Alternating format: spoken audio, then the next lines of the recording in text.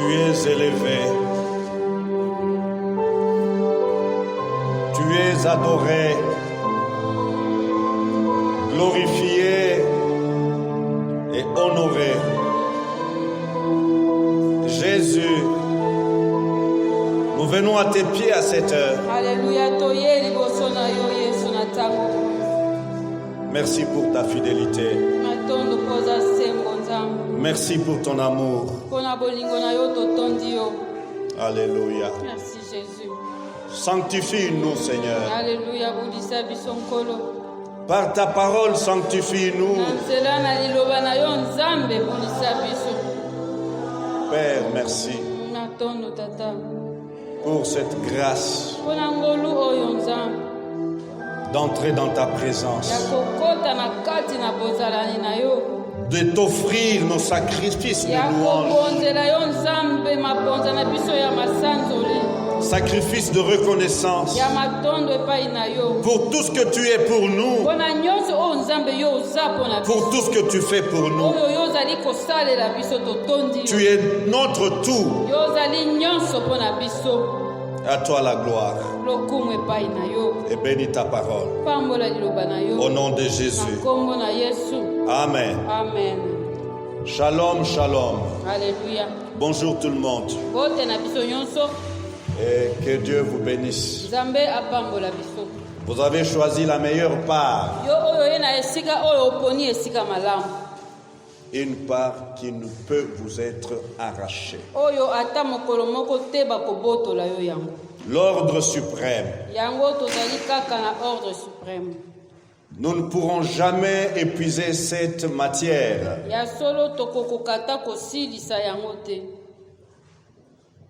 Et ce matin, nous sommes dans sa présence pour recevoir encore ses directives et pour apprendre de lui.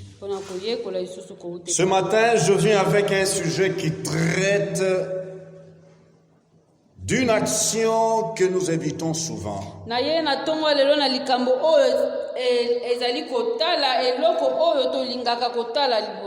Nous évitons souvent cette action. Mais les tout petits enfants de 2, 3, 4 qui sont dans le processus d'apprentissage aiment bien cette matière, aiment bien cette question. Et ils en sont spécialistes. Les cours et tribunaux s'en servent dans l'accomplissement de leur mission. Cette action dont il est question dérange le calme. Elle trouble la sérénité des gens. Cette action pousse les gens naturellement à se tenir sur leur défensive.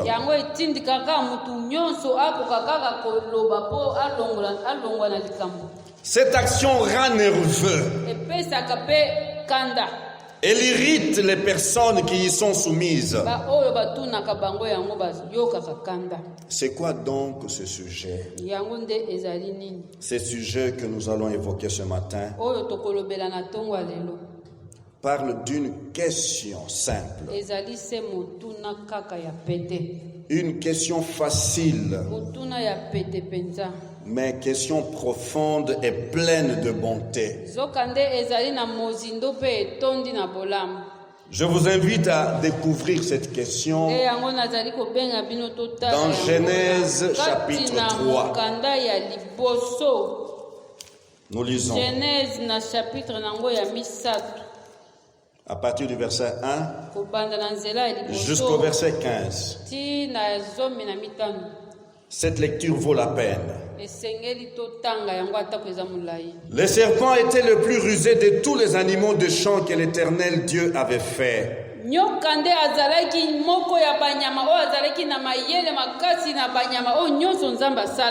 Il dit à la femme, Dieu a-t-il réellement dit, Vous ne mangerez pas de tous les arbres du jardin. La femme dit au serpent, nous mangeons du fruit des arbres du jardin. Mais quant au fruit de l'arbre qui est au milieu du jardin, Dieu a dit, vous n'en mangerez point. Vous n'en mangerez pas. Et vous n'y toucherez pas. Sinon vous mourrez. Alors le serpent dit à la femme, vous ne mourrez pas du tout. Vous ne mourrez pas du tout. Mais Dieu sait que le jour où vous en mangerez, vos yeux s'ouvriront et que vous serez comme de Dieu, qui connaissent le bien et le mal. La femme vit que l'arbre était bon à manger, agréable à la vue et propre à donner du discernement.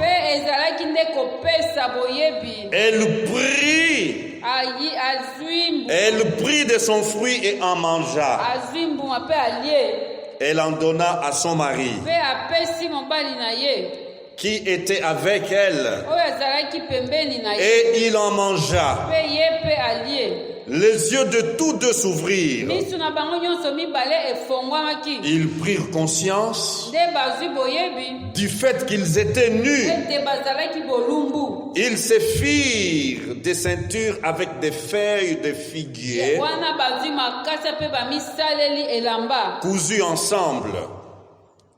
Alors ils entendirent la voix de l'Éternel Dieu qui parcourait les jardins, avec la brise du soir. L'homme et sa femme allèrent se cacher devant l'Éternel Dieu parmi les arbres du jardin. L'Éternel Dieu appela l'homme et lui dit, l'Éternel Dieu appela l'homme et lui dit, où es-tu? Où es-tu? Jacques, où es-tu? André, où es-tu?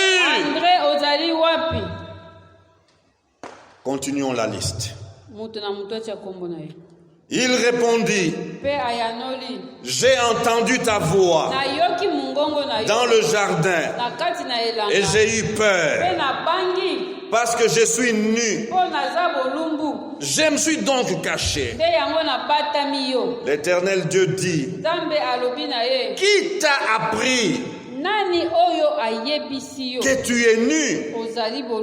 Est-ce que tu as mangé de l'arbre dont je t'avais défendu de manger? L'homme répondit, c'est la femme que tu as mise auprès de moi qui m'a donné de l'arbre et j'en ai mangé. Alors l'Éternel Dieu dit à la femme, pourquoi as-tu fait cela? La femme répondit, le serpent m'a induit en erreur et j'en ai mangé. L'Éternel Dieu dit au serpent, puisque tu as fait cela, tu seras maudit entre tous les bétails et tous les animaux de la campagne. Tu marcheras sur ton ventre et tu mangeras de la poussière tous les jours de ta vie. Tu mangeras de la poussière Je mettrai inimitié entre toi et la femme. Je mettrai inimitié entre toi et la femme. Entre ta descendance et sa descendance. Celle-ci t'écrasera la tête. Celle-ci t'écrasera la tête. Et tu lui écraseras le talon. Voilà l'origine de la pensée du salut. Nous sommes dans les livres de Genèse. Ici se trouvent les commencements de tout. Les saluts de Dieu. Le salut par grâce commence par ici. Je mettrai inimitié entre toi et la femme. Entre ta descendance et sa descendance. Celle-ci t'écrasera la tête. Et tu lui écraseras le talon. Ce matin, Dieu adresse à chacun de nous ici présent. Et au-delà de cette salle, la petite question suivante. Où es-tu? Où es-tu? Où es-tu? Shalom. Toute personne créée par Dieu à son image et à sa ressemblance est appelée à répondre à cette question. Où es-tu?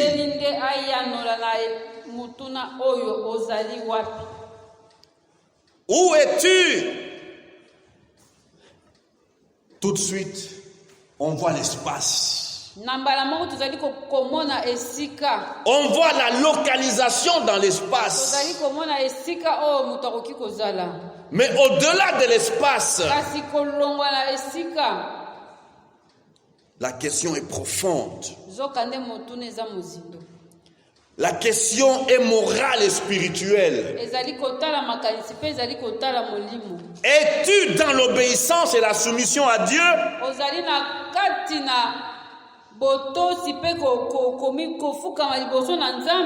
Ou bien dans la désobéissance et la rébellion?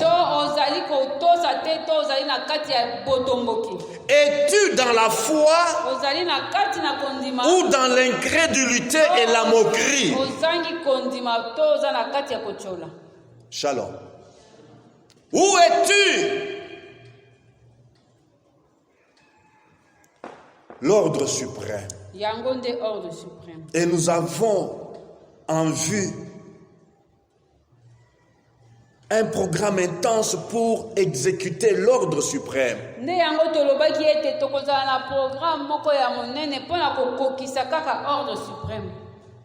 Et ce programme consiste à aller annoncer le salut. Et ce matin, le Saint-Esprit voudrait que chacun de nous s'examine. Suis-je dans le salut? Suis-je sauvé? Suis-je pardonné? Suis-je libéré? Ou non? Shalom. Dieu saint et juste cherche l'homme pécheur et rebelle. Dieu de grâce et de miséricorde appelle tout pécheur, quel qu'il soit, quelle que soit la laideur de son péché, la laideur de son crime, Le Dieu juste et saint l'appelle à la repentance. Et c'est ça la bonne nouvelle. Alléluia. Alléluia. Le Dieu saint et juste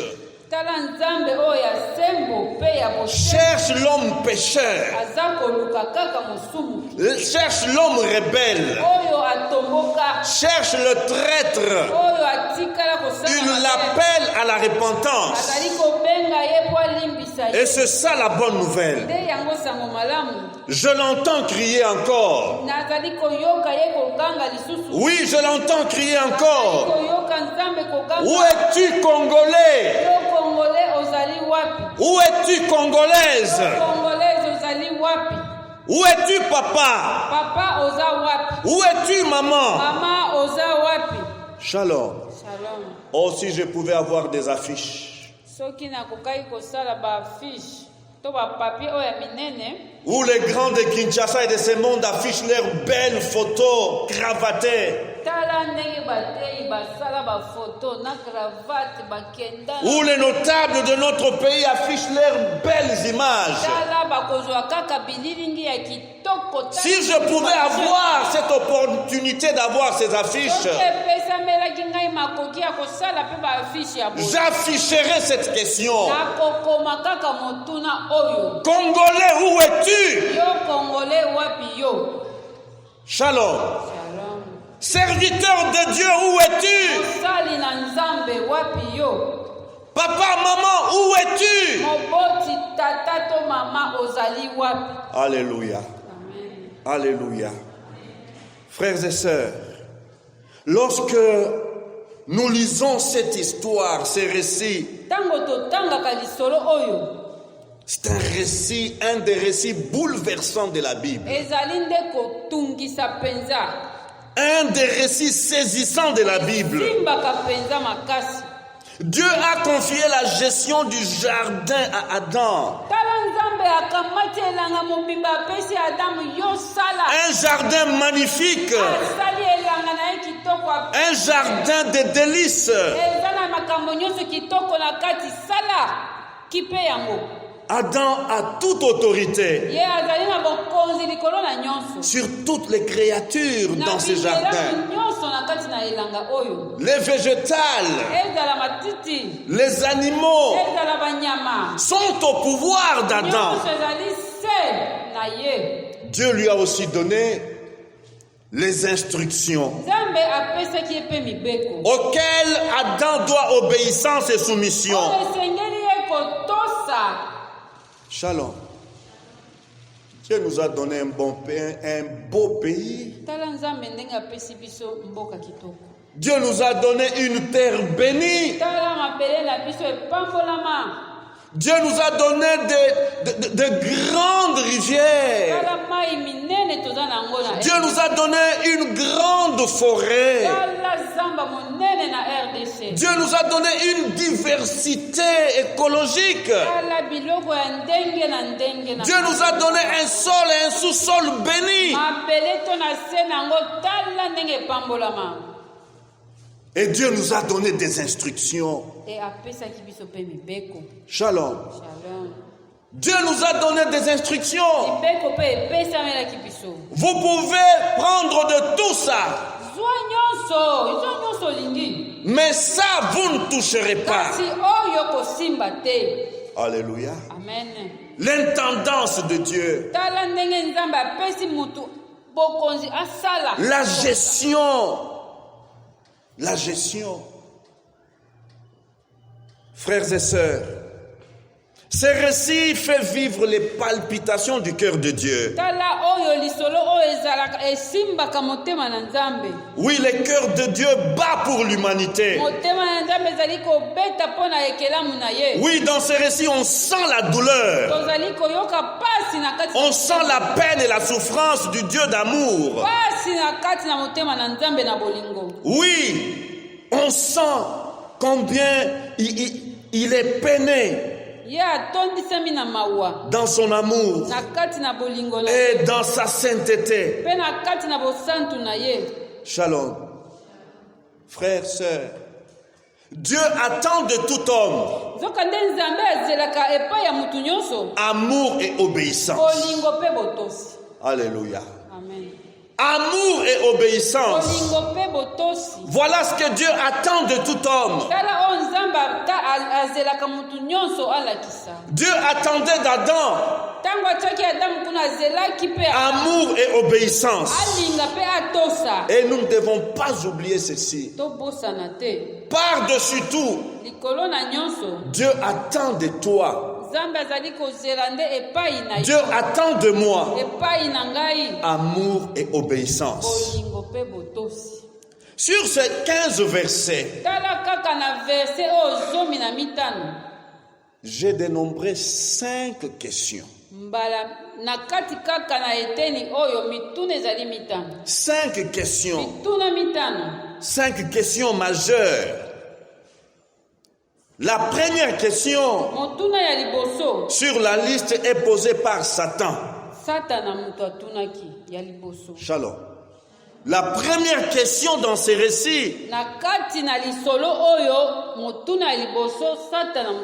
c'est Satan, ennemi de Dieu et de l'homme, qui pose cette question à la femme.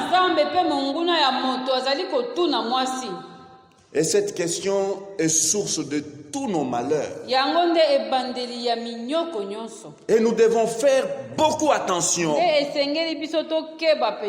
Car aujourd'hui, Satan continue à poser la question. Il continue à poser des questions. Shalom. Dieu a-t-il réellement dit? Est-ce que vous saisissez la nuance ou la malice? Dieu a-t-il réellement? C'est comme un garçon de la rue qui rencontre votre enfant sur la rue, tout seul, immature, et il lui demande: est-ce que ton père a réellement?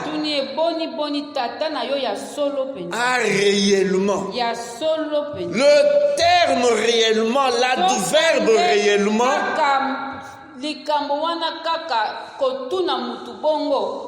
insinue beaucoup de choses cachées. Et dès que la femme entend cette question, elle est perturbée. Dieu a-t-il réellement? Vous ne mangerez pas de tous les arbres du jardin. Saisissez l'essence. Dieu a dit: vous mangerez de tous les arbres. Vous mangerez de tous les arbres. Mais Satan tourne la question. Vous ne mangerez pas de tous les arbres. Dieu a-t-il réellement dit: vous ne mangerez pas de tous les arbres? Shalom. Ça demande beaucoup de réflexion. La deuxième question dans ces récits, c'est la petite question de 3 petits mots. 3 petits mots. Où es-tu? Où es-tu? Shalom. Shalom. Et c'est là le sujet que nous développons ce matin. Shalom. Où es-tu? Et je peux ajouter une sous-question. Et pourquoi es-tu là? Shalom. Où es-tu et pourquoi?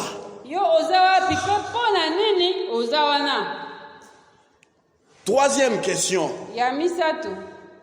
L'Éternel Dieu dit: Nzambe alobi. Qui t'a appris que tu es nu? Nani oyo ayebisi yo kozali bolumbu? Shalom. Qui t'a appris que tu es nu? Nani ayebisi yo koza bolumbu?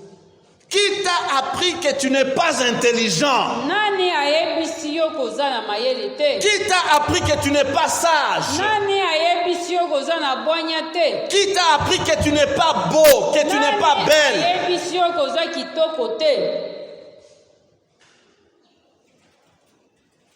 Shalom. Shalom. Question 4. Yamine. Est-ce que tu as mangé de l'arbre dont je t'avais défendu de manger? Est-ce que tu as mangé de l'arbre dont je t'avais défendu de manger?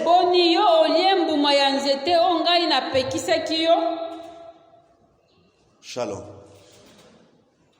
Question 5 et la dernière. Alors l'Éternel Dieu dit à la femme, pourquoi as-tu fait cela?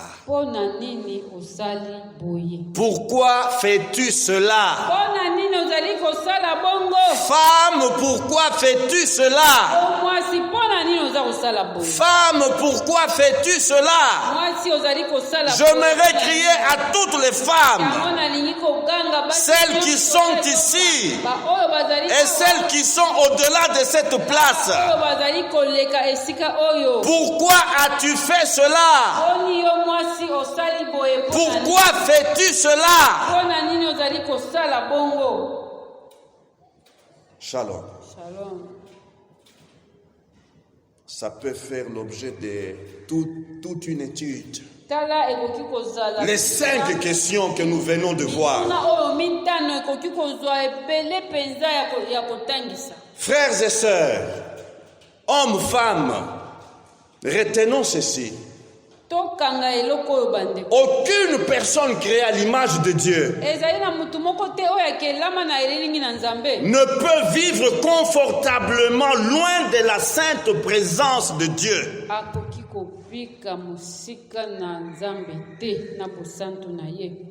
Il ne peut pas vivre confortablement, il ne peut pas se sentir dans le confort, loin de la présence de Dieu.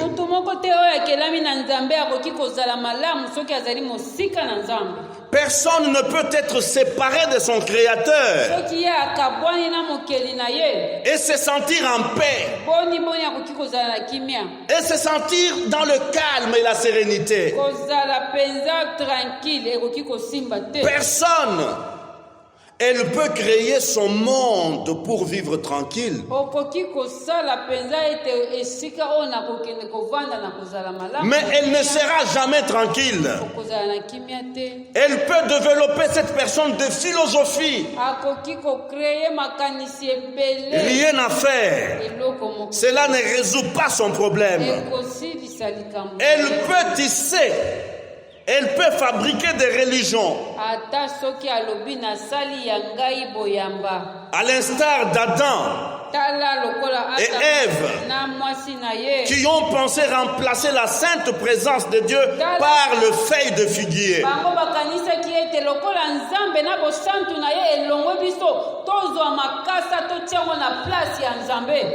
Toute personne qui se sépare de Dieu, qui est séparé de Dieu, vit la mort dans l'âme. Elle vit la mort dans l'âme. Shalom. Nous venons de voir là ces récits pathétiques, pénibles. Les yeux de l'un et de l'autre s'ouvrir.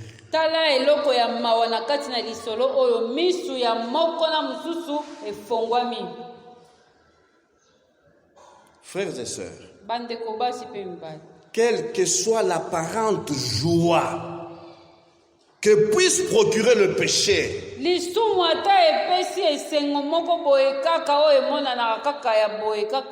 Quel que soit l'apparent bonheur que semble procurer le péché.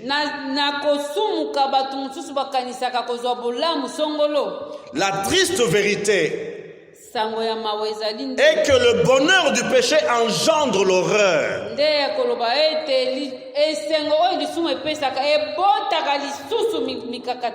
L'apparent bonheur du péché engendre l'horreur.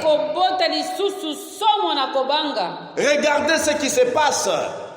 Adam désobéit.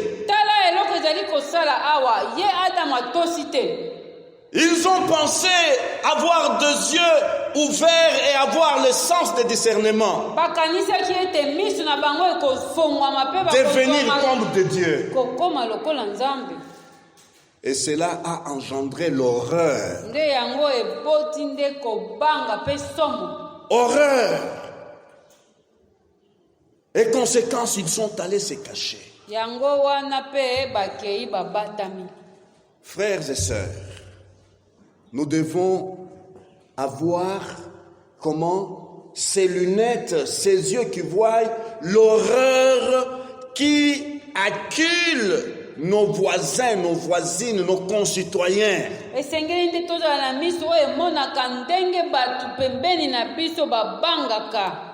Shalom. Non. Nous ne devons pas croire et penser que toutes ces personnes qui vivent à la marge de l'obéissance à Dieu sont heureuses. Non. Le péché engendre des effets terribles. Le péché vole la paix. Le péché vole la joie. La joie de vivre est volée. Le péché sème la panique. Le péché sème la psychose. Le péché déprime. Plus d'appétit pour manger le buffet qui est bien garni sur la table. Lorsque la culpabilité du péché secoue la conscience, la présence de Dieu devient une terreur. La présence de Dieu effraie. Voilà pourquoi Satan tient beaucoup d'hommes et de femmes en captivité.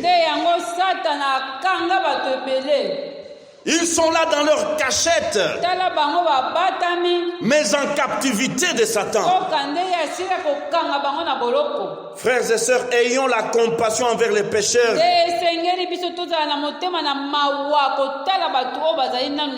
Ne soyons pas indifférents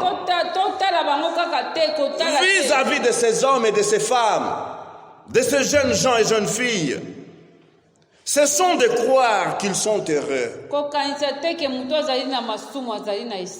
Cessons de croire qu'ils sont tranquilles parce qu'ils sont à l'aise sur le plan socio-économique.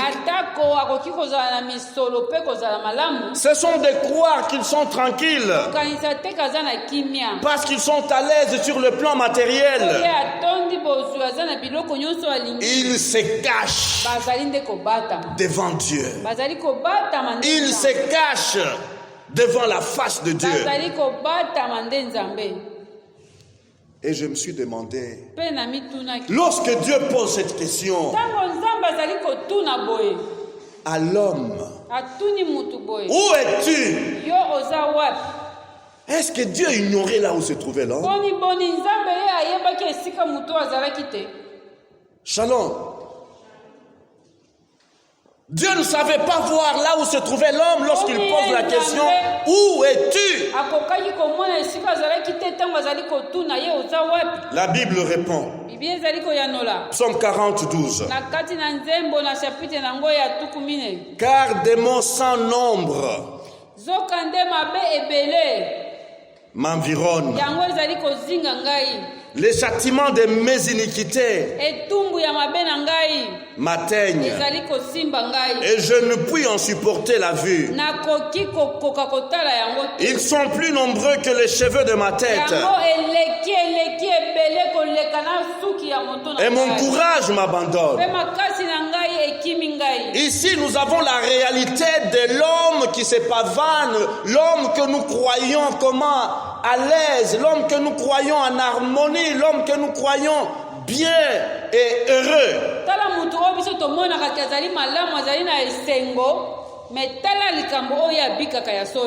Car des maux sans nombre m'environnent. Les châtiments de mes iniquités m'atteignent. Et je ne puis supporter la vue. Et voilà pourquoi ils se cachent.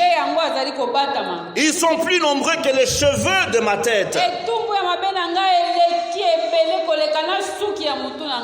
Et l'homme qui a tout vécu sur cette terre, il ajoute ceci. De plus, toute sa vie, il mange dans les ténèbres. Il a beaucoup de chagrin, des maux et d'irritation. L'homme qui désobéit à Dieu, l'homme qui transgresse la volonté de Dieu, il mange toute sa vie dans les ténèbres. Shalom. Les jours, il ne mange pas. Les meilleurs moments pour lui de manger, c'est dans les ténèbres. Et allez vous demander qu'est-ce qu'ils mangent ces gens-là? Les poubelles de Satan. Les poubelles de Satan. Shalom. Vous le voyez bien cravaté, bien en costume, roulant la dernière série de Mercedes. Mais qu'est-ce qu'il mange? À quelle heure mange-t-il? Dans les ténèbres. Et il mange les ordures de poubelle de Satan. Et il a beaucoup de chagrin. Lorsque le soleil se lève, c'est un homme misérable. Des maux et d'irritation rongent son cœur. Shalom. Genèse 3:9.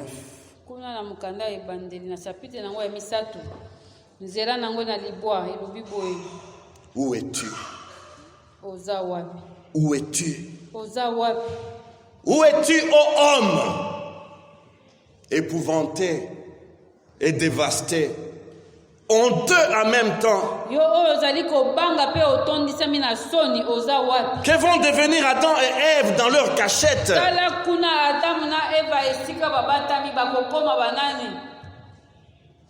Quelle attitude le Dieu des cieux et de la terre va adopter face à ces désobéissants, à ces rebelles?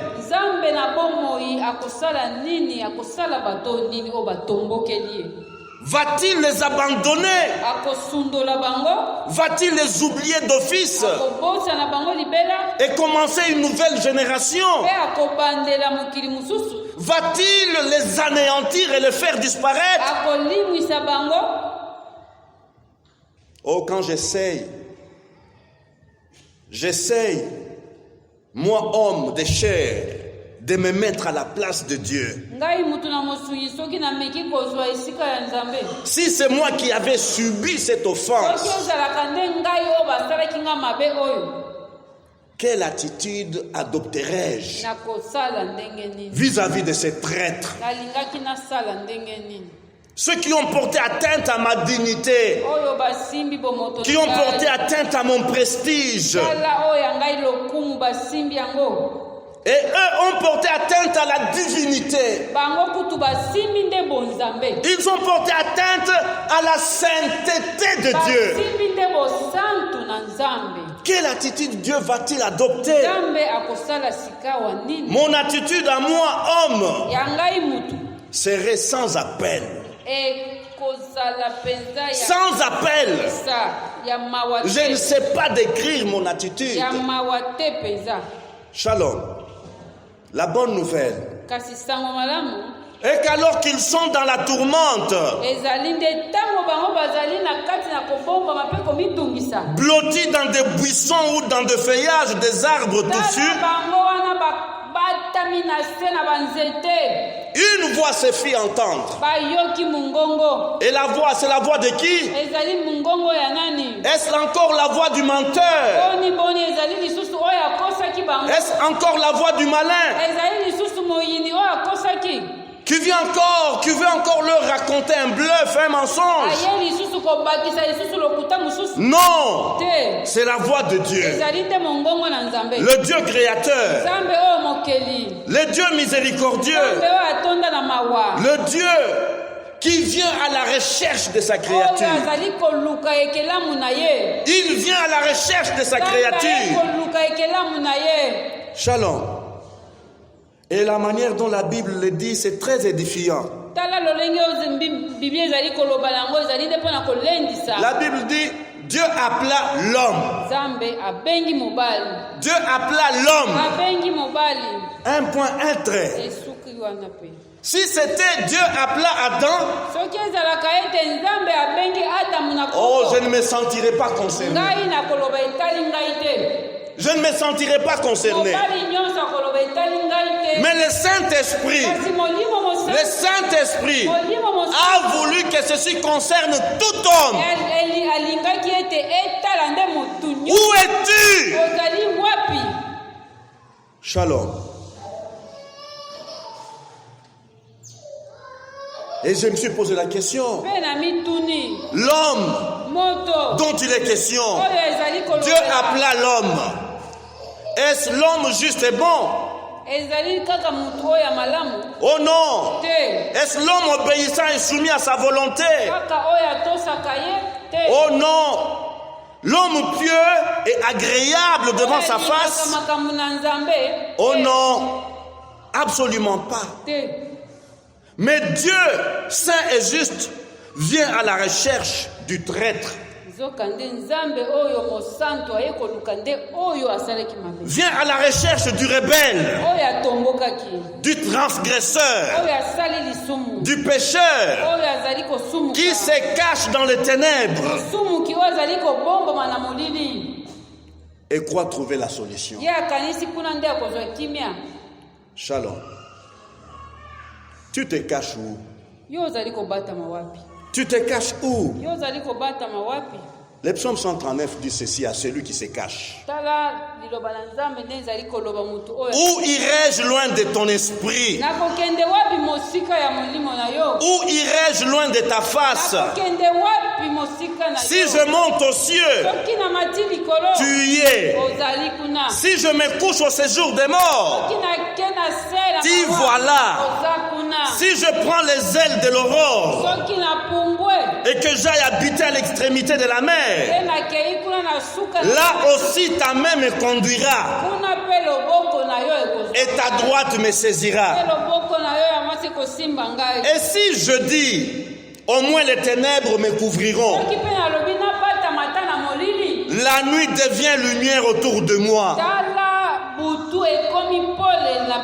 Même les ténèbres ne sont plus obscures. Pour toi, la nuit brille comme le jour. Oh, toi qui te caches, tu sais dans quoi tu te caches. Tu sais où tu es caché. Dieu te voit et il t'appelle. Il t'appelle par amour pour toi. Il veut t'offrir le pardon, mais il t'appelle à la repentance. Frères et sœurs, Où es-tu? Où es-tu? Le Dieu lent à la colère,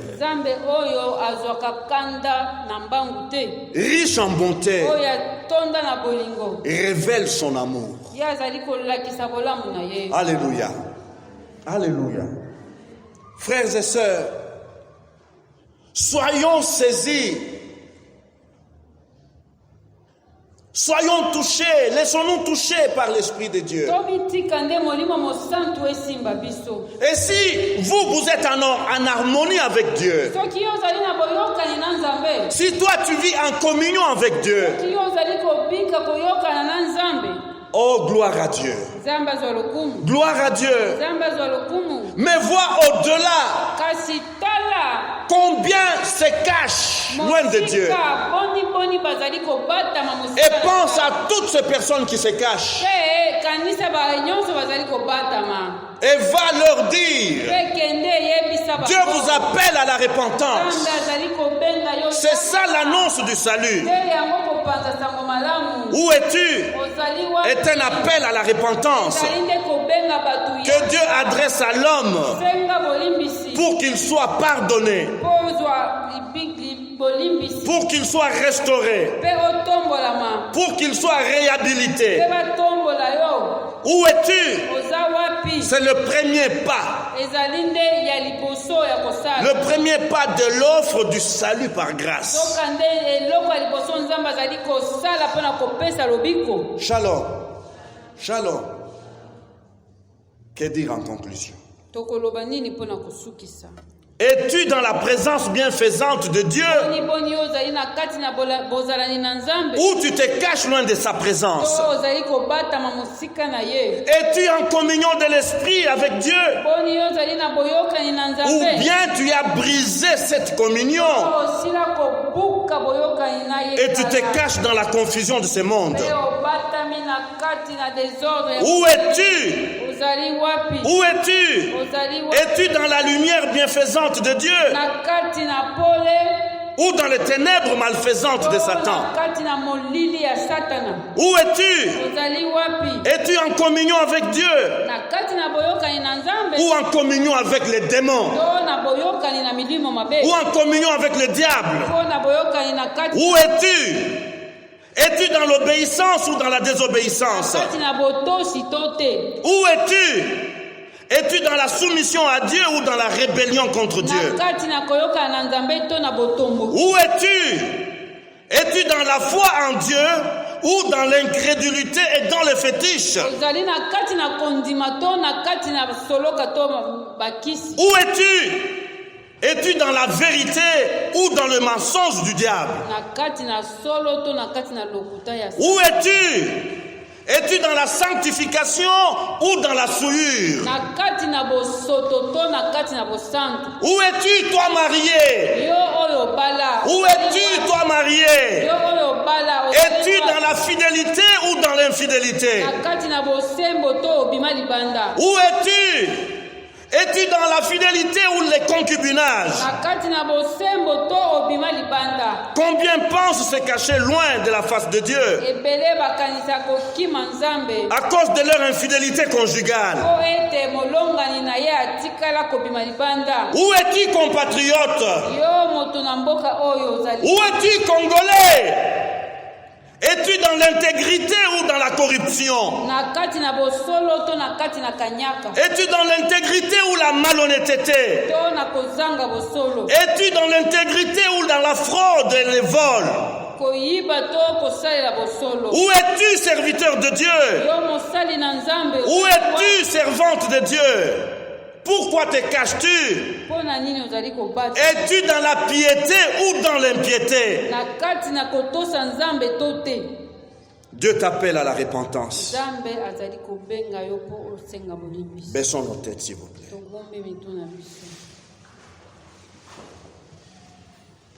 Où es-tu?